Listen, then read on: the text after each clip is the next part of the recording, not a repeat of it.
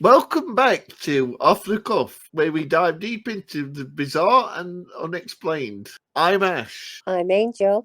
And I'm Pixie. Today we're exploring a phenomenon that has puzzled many, the Mandela effect. That's right, this intriguing concept revolves around collective false memories, instances where a group of people remember an event or detail differently from how it actually occurred.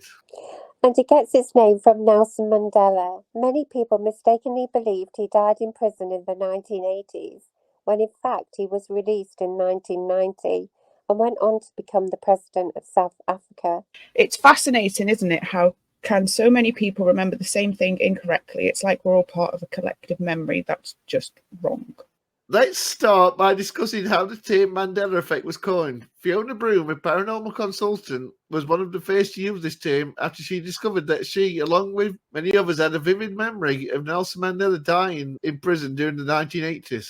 Fiona created a website to explore this phenomenon, and from there the term spread like wildfire.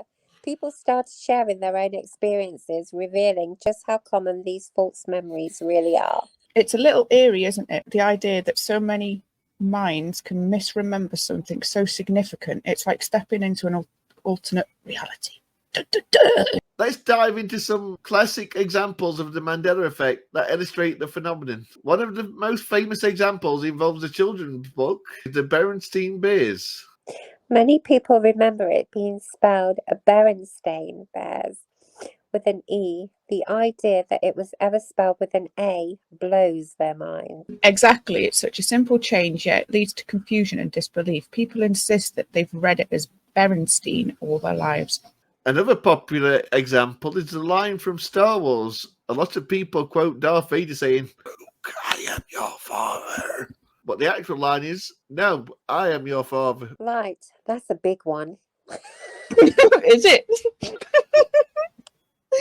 Oh my goodness. So, This gets worse. anyway. Right, that's a big one. It's ingrained in pop culture and yet it's wrong. People can quote it verbatim, but they're misremembering it. And let's not forget about the Fruit of the Loom logo. Many people swear that it featured a cornucopia, but it never did. It's just the fruit. Those are some classics, but the Mandela effect doesn't stop there. Many people also recall the Monopoly man having a monocle, but he never had one. So, what causes these shared false memories? There are several psychological explanations for the Mandela effect. One prominent theory is called confabulation. That's a great term. Confabulation means to the brain's tendency to fill in gaps in our memory. Our minds are wired to create coherent narratives, so when we forget something, we might unconsciously make up details. Another explanation involves cognitive biases. For example, confirmation bias can lead people to remember things that align with their beliefs or experiences. If someone believes the Berenstain Bears were spelled with an E, they might not pay attention to evidence that proves otherwise. Dun, dun, dun. Additionally, social reinforcement plays a significant role. When someone shares their version of a memory, it can influence others to adopt the same incorrect memory, creating a collective misremembering.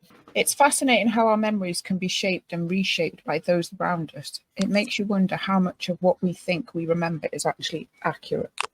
The Mandela effect has become a cultural phenomenon in its own right. It's not just a quirky memory issue. It's been explored in books, documentaries, and online forums.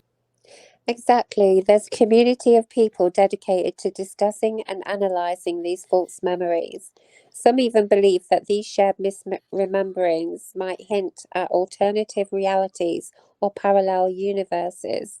Oh, that's a fun theory. The idea that we might be slipping between dimensions or timelines is certainly a popular one in pop culture. Movies and TV shows love to explore those concepts. And it feeds into the curiosity and intrigue surrounding the Mandela effect. Who wouldn't want to ponder the possibility of alternate realities where different outcomes exist? Now let's talk about our personal experiences with the Mandela effect. Have either of you encountered a situation where you remember something completely different from what it actually was? Oh, definitely for me, it was the Forrest Gump quote. I always thought it was life is like a box of chocolates, but when I actually watched the movie, its life was like a box of chocolates. I was shocked. That's a great example. I have a similar experience with the Jif peanut butter. I used to be convinced it was called Jiffy peanut butter. It was a revelation when I found out it wasn't. Those are such relatable examples. I had a memory of the Looney Tunes, spelled Tunes, logo being spelled as Looney Tunes, Toons. It's interesting how those minor details can stick with us over the years. It really makes you think about how many of our memories might not be as reliable as we believe. It's a little unsettling. So what do you think, listeners? Have you experienced the Mandela effect? Are there any examples that blew your mind? We'd love to hear your stories. You can reach out to us on social media or leave a comment below. We want to know your thoughts and experiences. And if you enjoyed this episode, be sure to subscribe for more mind-bending mysteries. Next time, we'll explore another intriguing topic that challenges our understanding of reality. Until then, remember to question your memories and stay curious. Bye. Bye.